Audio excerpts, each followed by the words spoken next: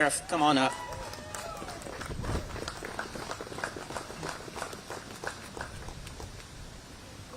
Hello, everyone.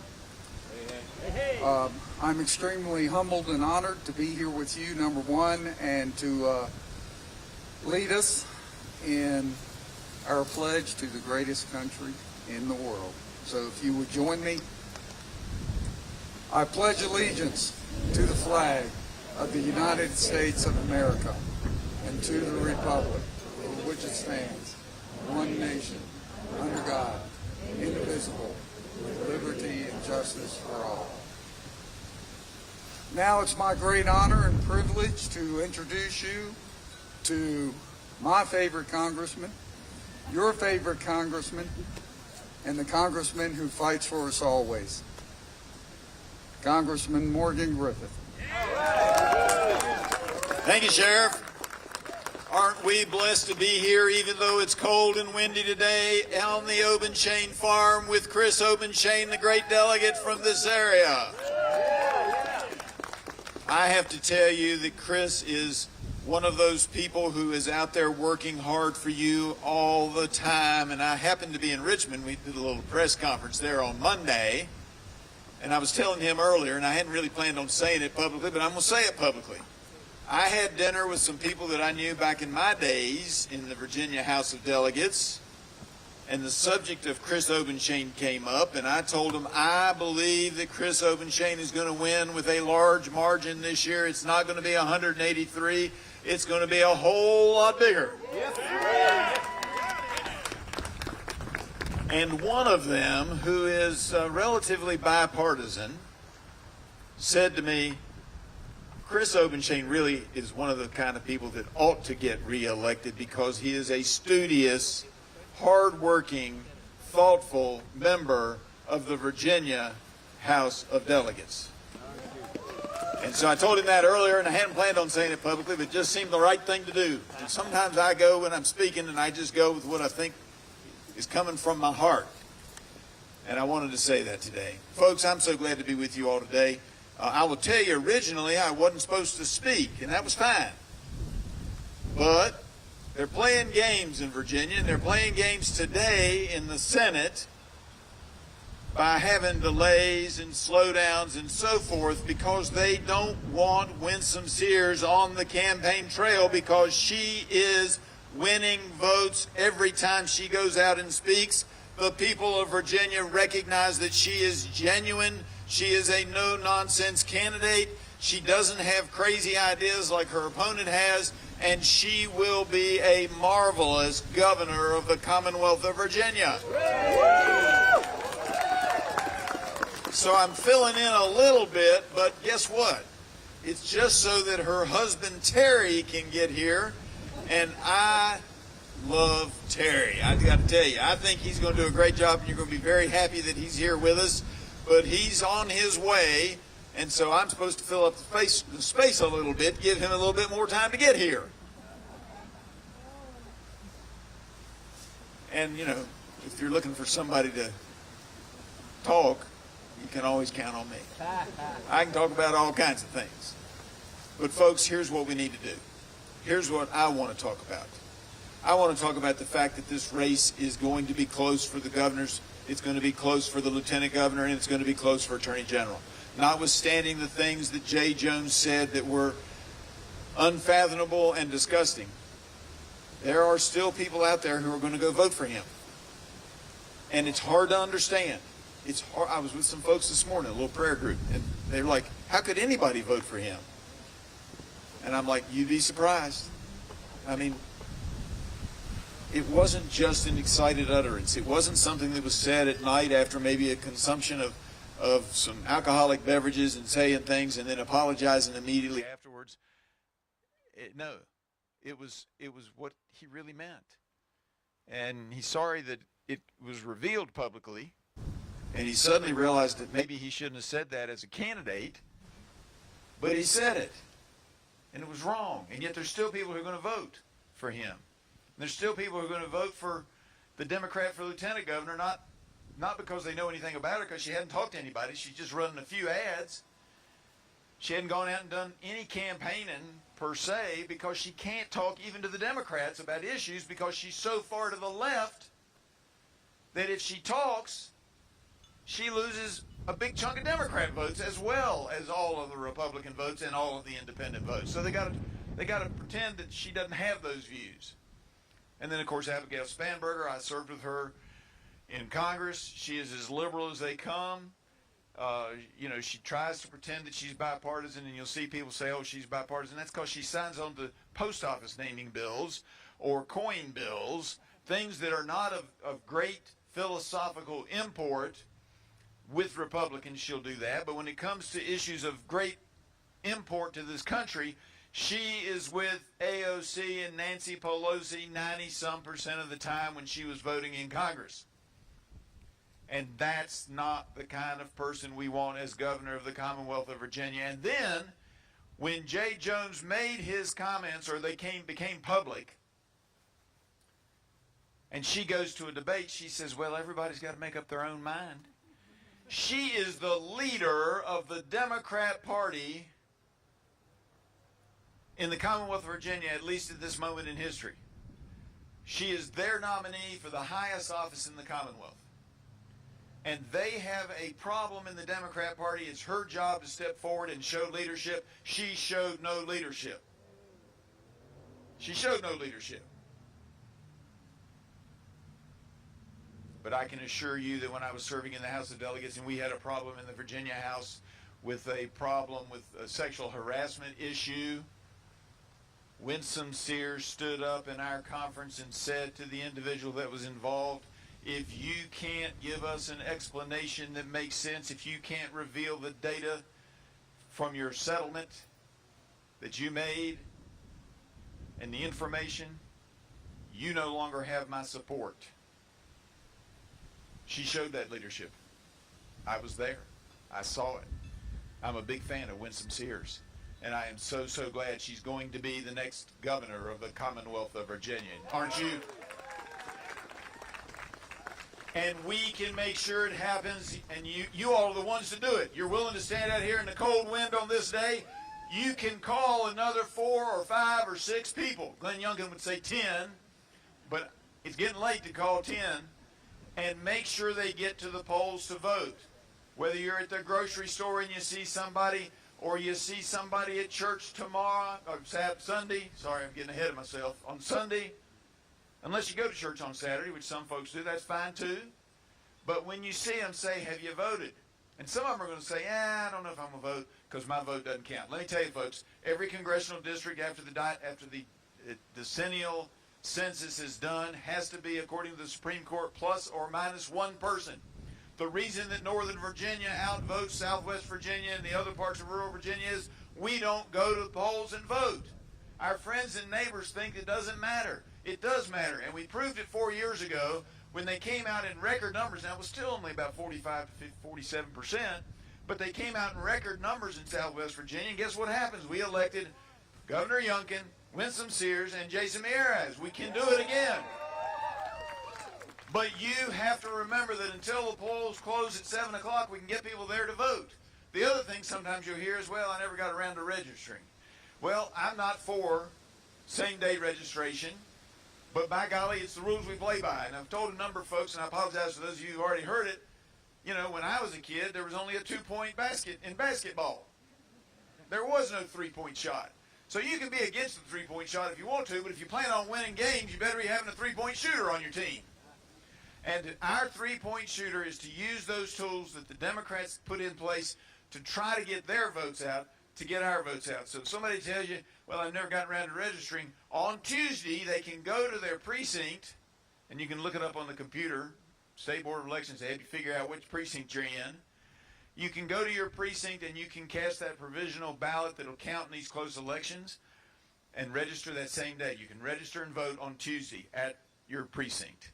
And I encourage you to encourage those people when they tell you that, to tell them, register at your precinct on Tuesday and get out there and vote. So that's our mission between now and then. I'm driving all over the Southwest Virginia trying to get people to get that vote out because it will make a difference. You can make a difference in this race. Now that said, it is my great privilege to introduce somebody that I have known his family and have seen him in action for many years. He was a radio talk show host, a very conservative radio talk show host in the Richmond area. He was out there taking conservative positions. His conservatism didn't just suddenly wake up one day in 2025 and say, I'm a conservative. He's been a conservative his whole life, and he's proven it by taking those positions on the radio. And he has got a background that's tough. And the apple doesn't fall very far from the tree, so I'm going to tell a story about Jack Reed, his father. Okay, I've been listening to them. And I have to clean it up a little bit. I'm just going to tell you, I'm going to clean it up a little bit. Thank you. So I was in the Virginia House of Delegates, and I was a relatively new member, and we were in the minority, and the Democrats were pulling crazy tricks just like they're pulling this week. The Democrats were pulling crazy tricks all the time on the Republicans. And one day we go into conference, and Jack Reed, John's father, was the whip. And he handed us all out these sunglasses. They were either orange or green day-glow sunglasses. Mine were orange. I wish I'd have brought them with me. I still have them.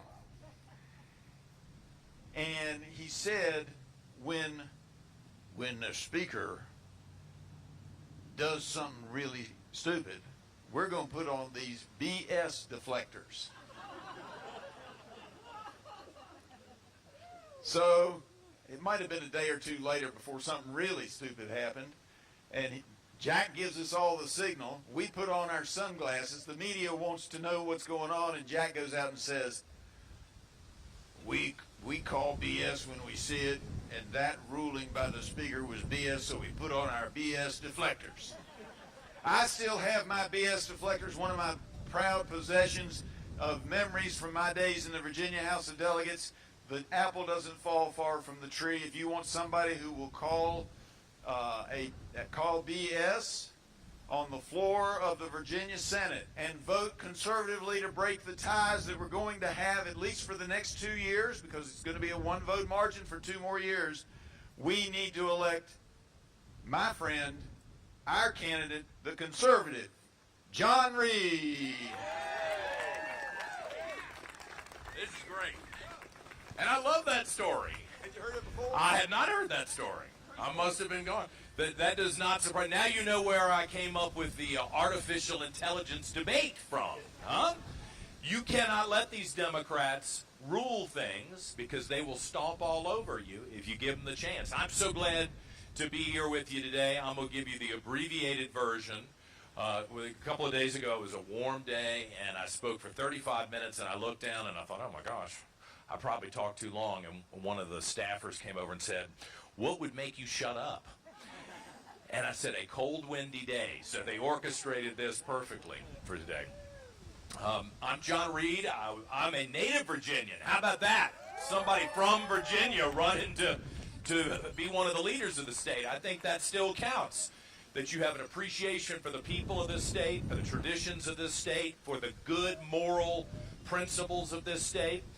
And I'm excited to be Lieutenant Governor, because I'm going to put an end to the stuff that you're seeing right now. May I tell you, Winsome Sears is being abused by the Democrats. They know it. It is dirty. It is election interference. This is wrong. And the thing that I've been telling people for the last several days is, imagine 2 NFL teams, all right?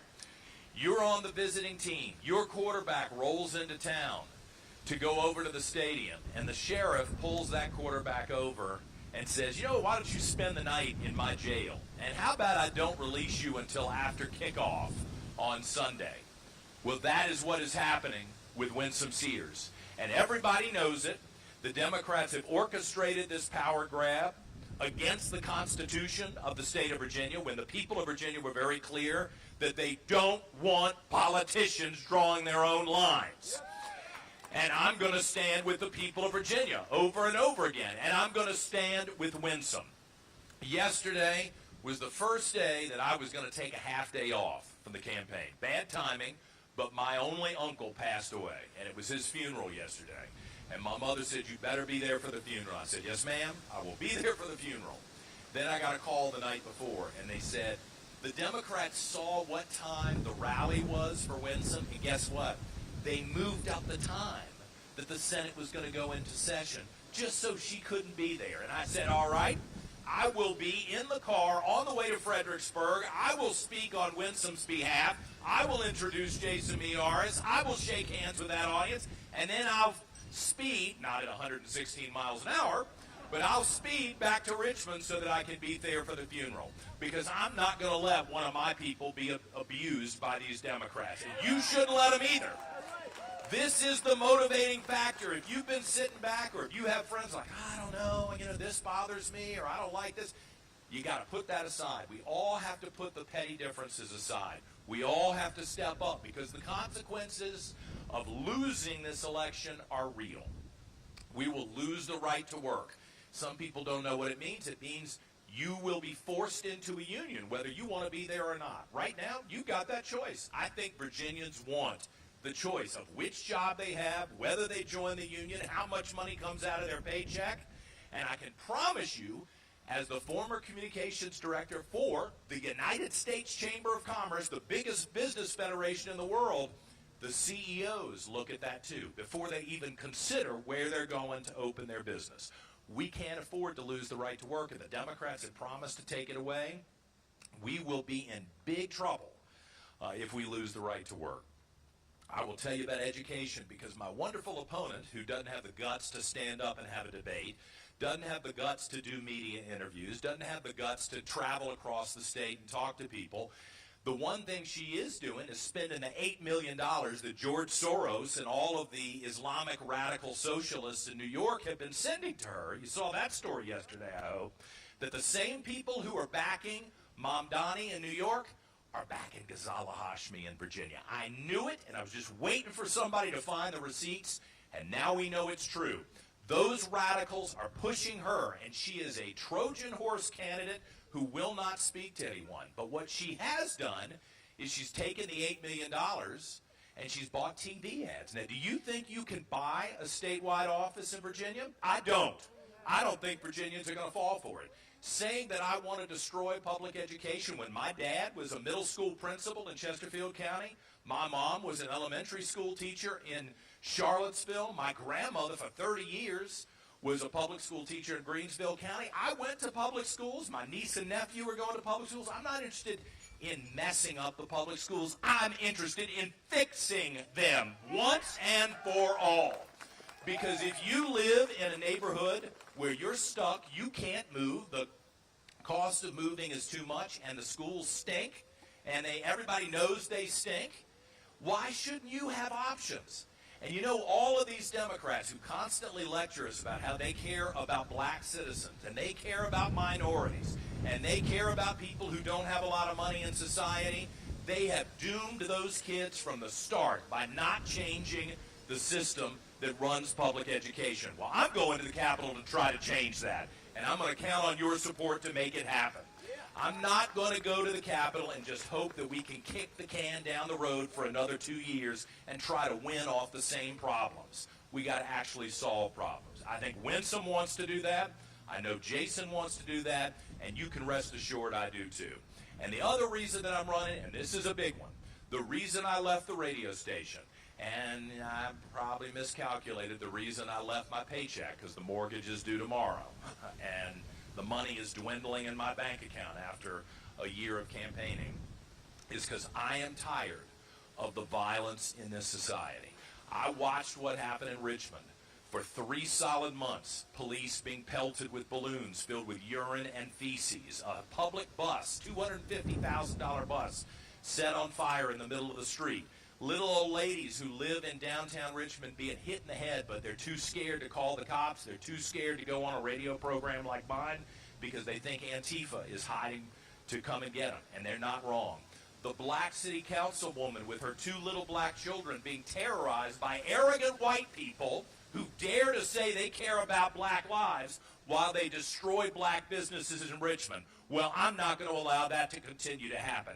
You didn't hear anything from the Democrat governor when it was going on. You didn't hear anything from the Democrat mayor of Richmond when it was going on. You didn't hear anything from the Democrat prosecutor when it was going on. Democrat city council, Democrat members of the House of Delegates Democrat members of the Senate. The Democrats abandoned their people in Richmond in 2020. And quite frankly, a lot of Republicans were too scared to step up. I stood up for the people of Virginia when they were being terrorized, and I will do it again every single day at the state capitol. We have no room for people like Jay Jones who want to do damage and harm and potentially murder people they disagree with. We are not all going to agree. I accept that. But I can tell you, I've never thought about harming my political opponents. And the next speaker, who's coming up right behind me, who is our Attorney General and will be the Attorney General, I promise you, Jason Miyares has done nothing of the kind either. He wants to help Virginians. Please join me in welcoming the next Attorney General, the current Attorney General, my friend, Jason Miyares.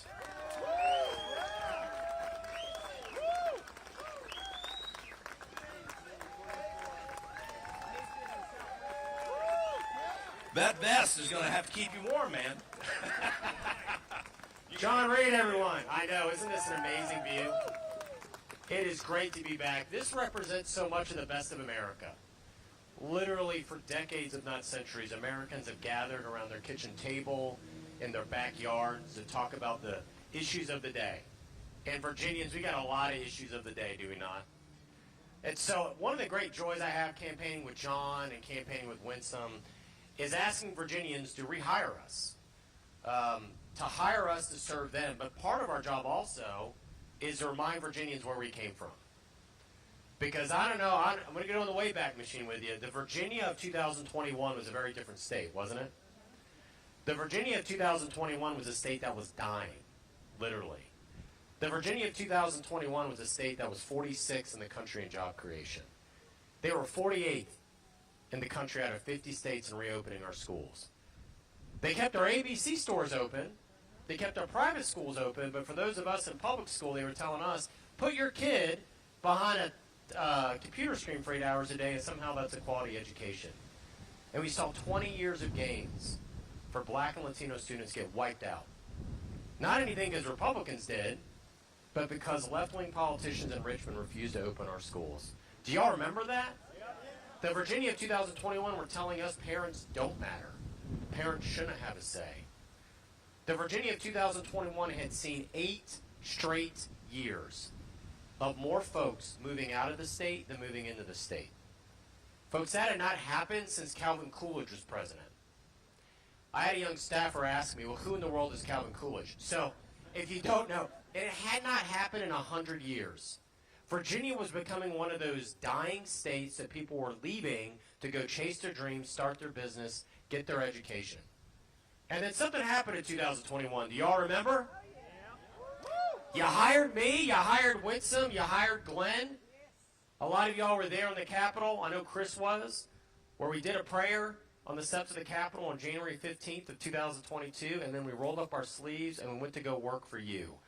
And we decided, you know, we're going to turn this state around. And it has been the most remarkable 4-year turnaround any state has seen in modern American history.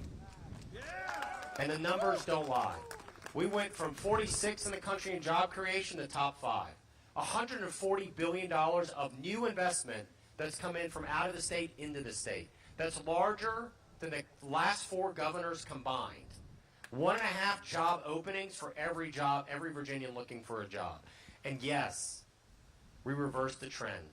We now have more folks moving to Virginia than moving away from Virginia.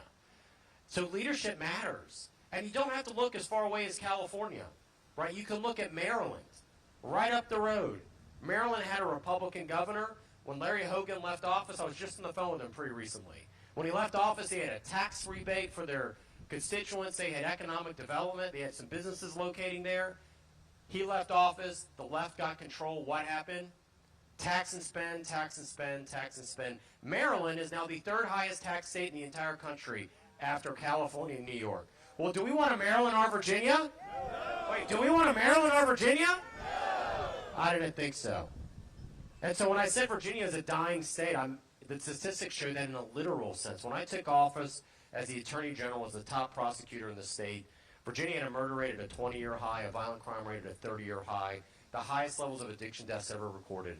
And I made several promises to Virginians. I said, number 1, We're going to work with police instead of against police. Because when we came in, we had some departments with 40% vacancies. We had morale, rock bottom. Governor Youngkin and I launched Operation Bold Blue Line to put more cops on our streets. I promised Virginians we were going to prosecute repeat violent offenders, which we did. We went after them. We launched Operation Ceasefire in our most violent cities because 5% of felons were committing over 50% of the violent felonies. To give you just one example, Roanoke, one of our ceasefire cities, 0.12% of the population of Roanoke, that's less than 1/5 of 1%, were committing over 30% of the homicides.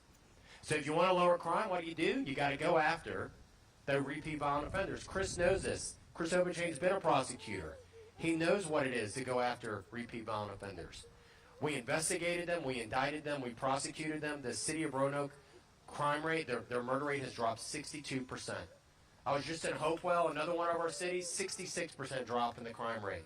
When you go after repeat violent offenders, you lower violent crime. Now that makes sense, right? Now we went after the fentanyl dealers, I promised you. My office alone the last 4 years has prosecuted and removed enough fentanyl off the streets that would have taken the lives of 7 million Virginians. We went after the big pharmaceutical companies that pushed OxyContin on so many Virginians. We sued them and got some of the largest settlements in Virginia history. $1.5 billion and counting, that's money that goes to addiction treatment. So on the supply side and the demand side, we tackled this addiction crisis. And so earlier this year, DEA, national headquarters, they announced that we weren't top 10, not top 5. We're the #1 state in the entire country in the drop of addiction deaths. So listen, now I get the great joy of asking Virginians to rehire me to continue to protect them. Now, I don't know if you know this, and I know my race has been really below the national radar and hasn't gotten a lot of attention. But there is someone else applying for this job. His name is Jay Jones. Jay Jones is asking you, Virginia, to hire him to be the top prosecutor in the state. But he's never been a prosecutor a single day in his life. And the best predictor of future performance is past performance. We know what he did in the General Assembly. I served with him. I saw it in my own eyes. Nothing is right. Well, he did something. Every chance he had a moment to stand with victims and stand with police, he said no, and he chose to stand with felons. He voted to end the mandatory reporting requirement of sexual assault in schools, which led directly to the national scandal in Loudoun, where a 15-year-old boy put on that skirt, walked into that bathroom, brutally assaulted that young girl, and then just simply got transferred to another school where it happened again rather than cops ever be finding out about it. He's championed removing SROs out of our schools. Those are literally the cops in our schools protecting our kids. He wants them out of our schools. I want them in our schools. He voted for the Ralph Northam Felon Early Release Program that has allowed over 9,000 felons to be released early, sometimes with decades on their sentences. In less than 2 years, 50% of them are already rearrested. By every objective standard, Jay Jones does not have the qualifications for this job or the judgment of this job. But now we know that this election has become so much more than just politics. This election has become a national referendum on decency. There's a lot of things that surprised me in my race. But one of the things that has shocked me is the level of national and even international attention that has come our way. I've gotten press calls from Munich, from Sydney to London, from Toronto. It shocks me how much foreigners are now paying attention to American politics. Because everyone is shocked by this. We have never had anybody run for Attorney General like Jay Jones, who's literally advocated for violence against the innocent. We've never had anybody run for Attorney General like Jay Jones, who literally said he wanted to see children die in their mother's arms. We've never had anybody run for Attorney General, ever, that has said he wanted to see cops die. I still cannot get my arms around that. You're the top prosecutor, the top cop, and you told a colleague you wanted to see cops die because maybe if a few of them died, they would change how they do policing. We've never had anybody run for Attorney General like Jay Jones, who's asking you to hire him to be the top prosecutor while he's currently under a criminal investigation by a special prosecutor for lying to a judge.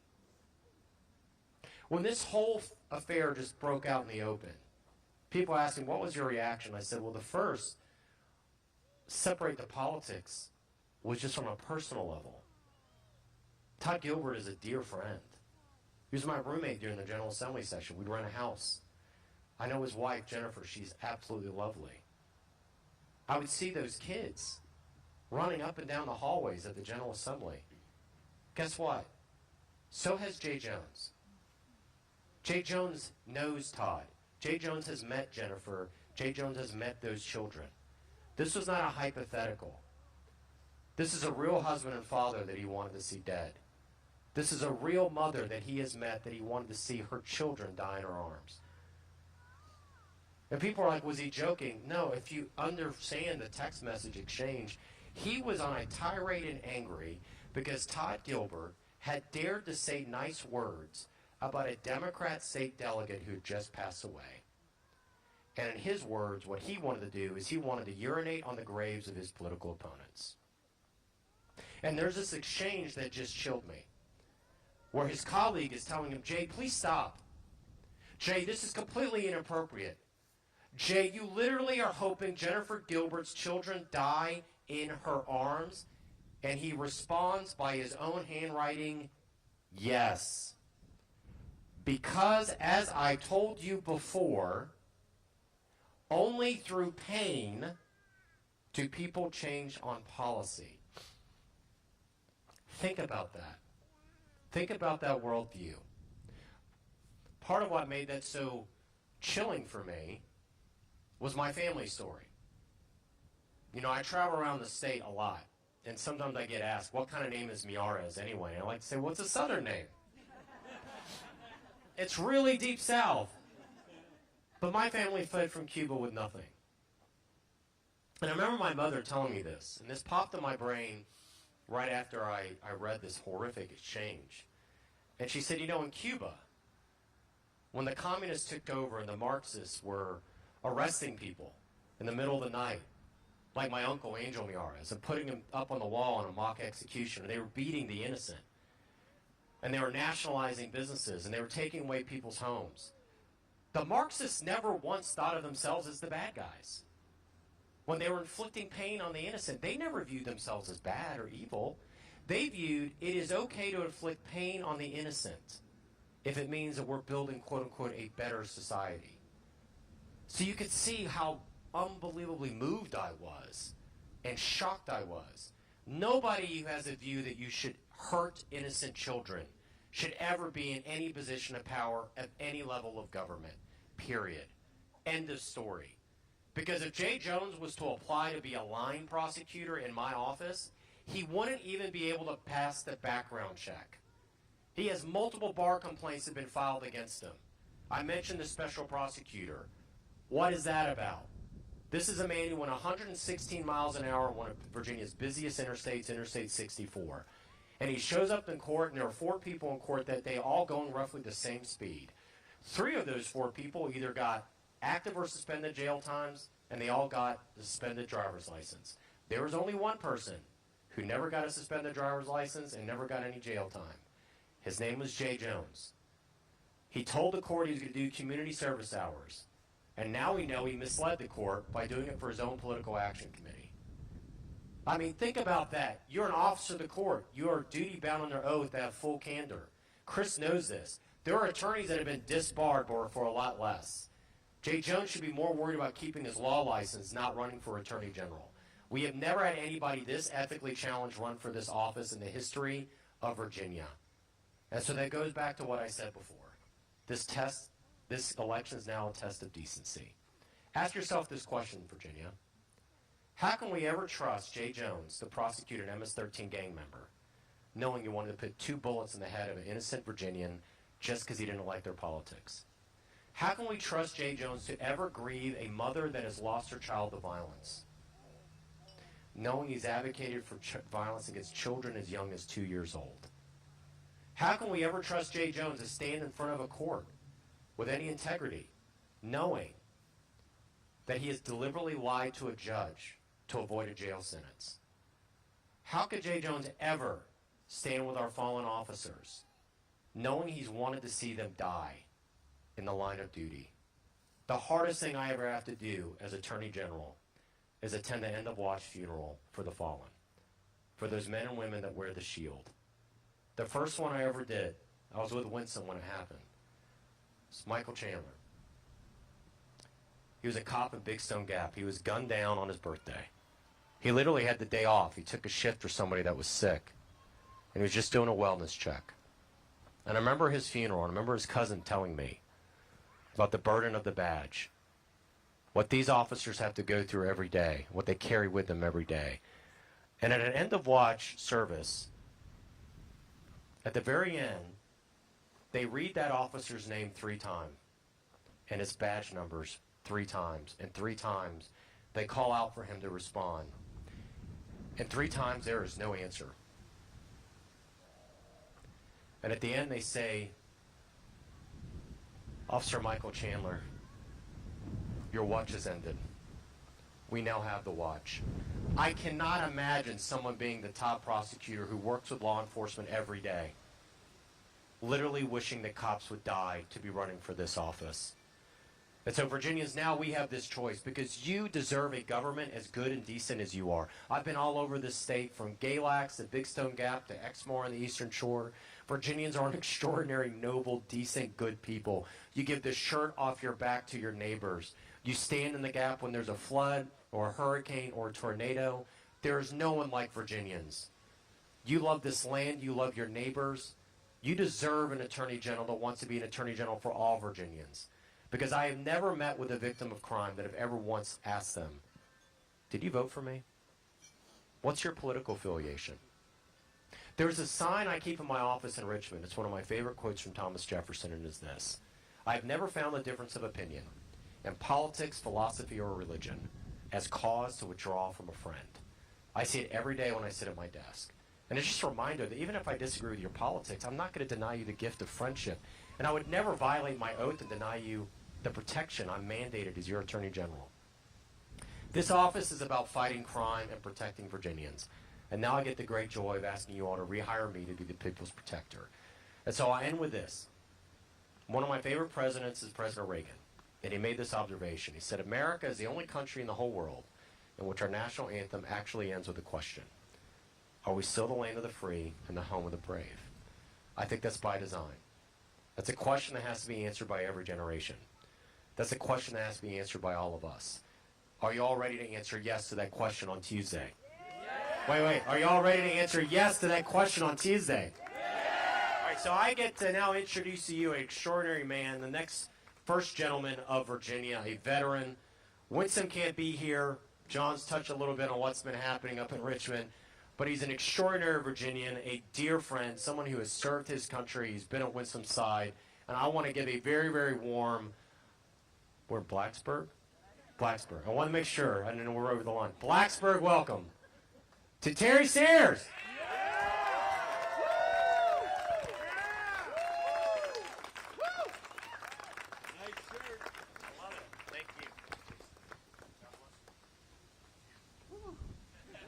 A little brisk out here this afternoon. Thank you for being here, and thank you for standing in the wind.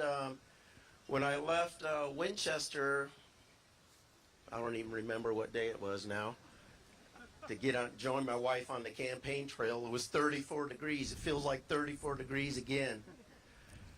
I told the folks yesterday that I was pissed off because of what the Democrats have done to my wife.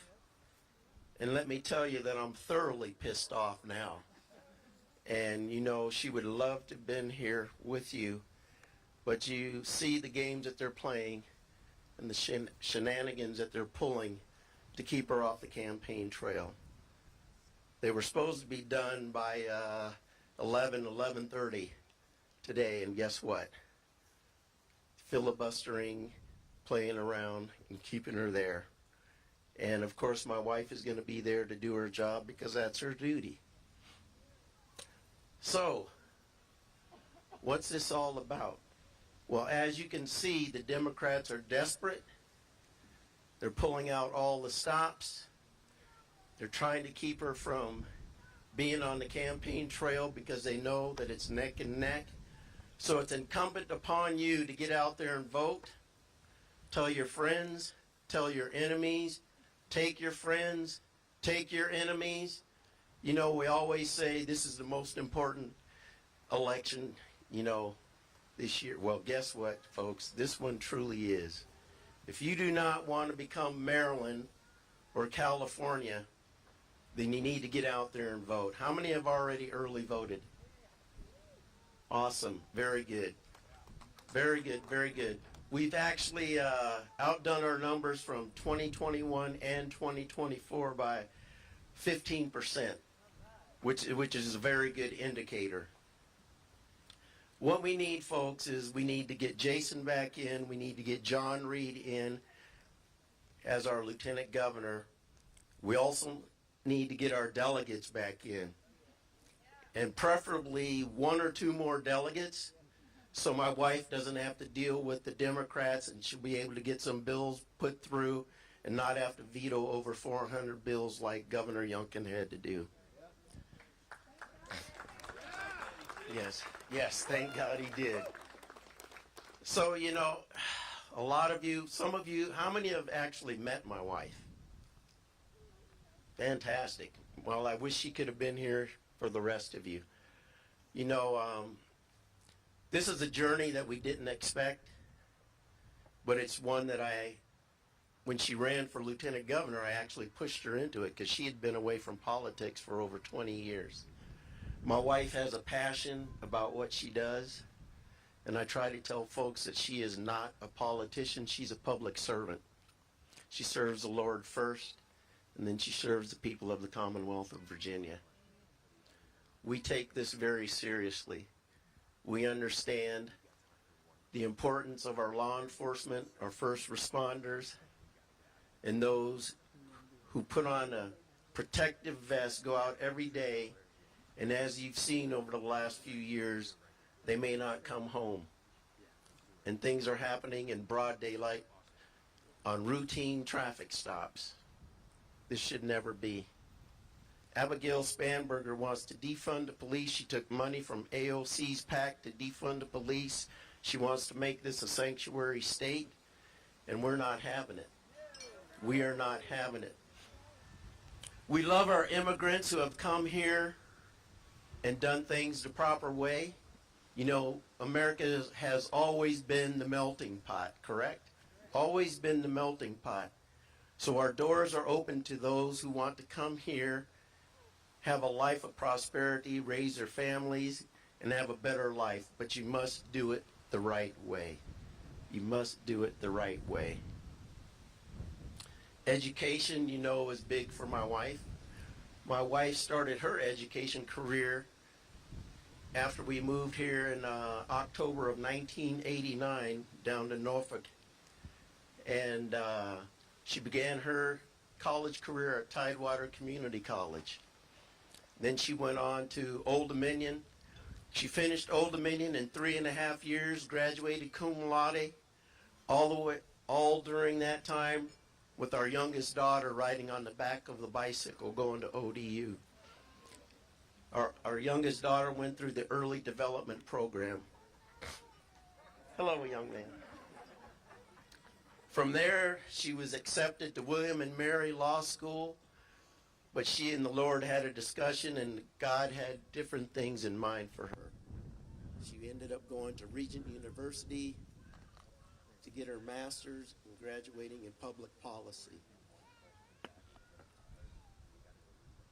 She's done so many things, it's hard for me to remember what she's done, and I'm so proud of her. And I'm so proud to call her my wife.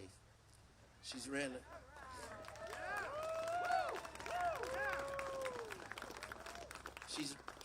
a men's prison ministry. She ran a women's shelter. She was on the State Board of Education. She was the vice president, so she knows about education. She knows from 24 years ago the things that they haven't done even up to this time. At that time, we had 5 charter schools. Now we only have 7. Imagine that. All that time and we're only at 7. When D.C. has over 125 charter schools. So why can't Virginia have them?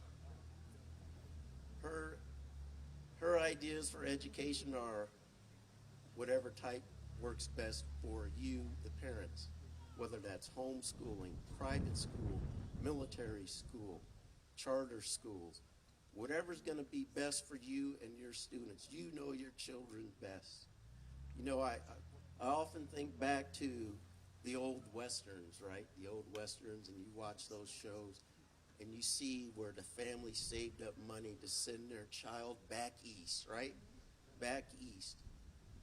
So that child could get a better education, have a better life, come home and help the family. Well, folks, we don't want the government in our children's education. We want you to make that decision. We need to get back to the 3 R's: reading, writing, arithmetic, and then we also need to have civics, because a lot of our children do not know anything about civics. Amen. I talk about the immigrants, and guess what? When they raise their right hand to become a United States citizen, they know more about this country than we do. And some of them wait 4, 5, 6, 7, 8 years in order to get that citizenship. So America is still the best place to live and to raise your children in prosperity, because people wouldn't be dying to get here, crossing the Rio Grande, tossing their baby over the fence, but we want them to do it the proper way. So we've talked about family, education, our law enforcement, and lastly, I'll talk about business. Business and small business. There are business initiatives for small businesses. If you go online, you can find those things. But the governor has brought, and Winsome and Jason working together have brought all these different businesses that want to come here. And why do they want to come here? Because we do love our law enforcement, so you have to have safe communities. Businesses are not going to come here if they don't have safe communities. When you move somewhere, what do you first do? You find out if the communities are safe, what the crime rate is, and how good the schools are, especially for the moms. They want to know how good the schools are. So if we don't have law and order, then businesses will not come here. They want their products and their employees to also be safe. So those 3 things, 4 things actually. But the main thing is that you need to get out there and vote. We are so close. We are so close. And it wouldn't matter if we won by 1 point, but you know what I want? I want it to be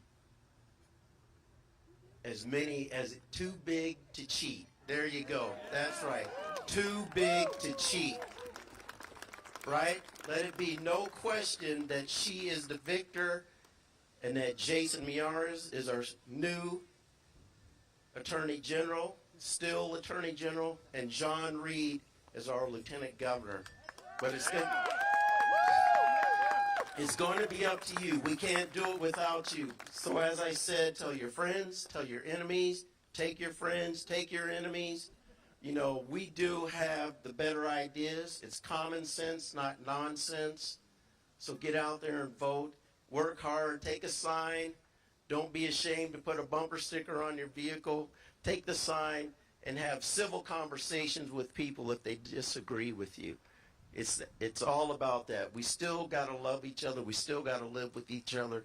So let's make this a better place. Let's make the Commonwealth of Virginia a place that people want to come to raise their family, have prosperity, and one thing, honor God. Let's honor God. Thank you very much.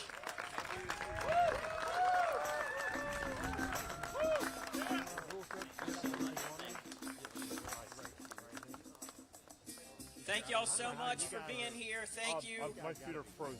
to Terry Sears, our next first gentleman of the Commonwealth of Virginia. Thank you, Attorney General Jason Miyares. Thank you, John Reed, our next Lieutenant Governor. Let's get out there and make it happen. Let's vote and get everybody you know to vote. Let's make it happen on Election Day. Thank you all very much.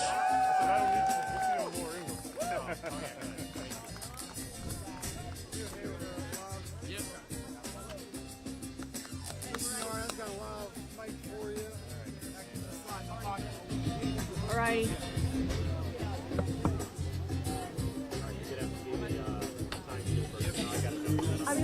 low a little bit so that it's not towering or anything. Woo. All right, we'll focus on you. Let me hurry and focus on him, and then we'll be good. I'm gonna focus on you real quick, and then we'll be good. Hold right there for me.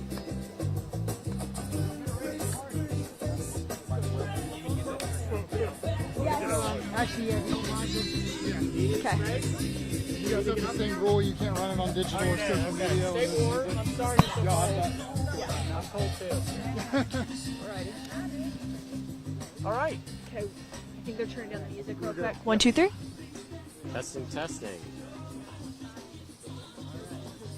Good. Yep, I'm good. Awesome. One question. Yeah, go ahead. All right. We Well, talked together. Mr. Miyares, you talked a lot about this race that's garnered a lot of national Yeah. attention. You talked a lot about the successes that you've had Right. in the past 4 years. You were the one.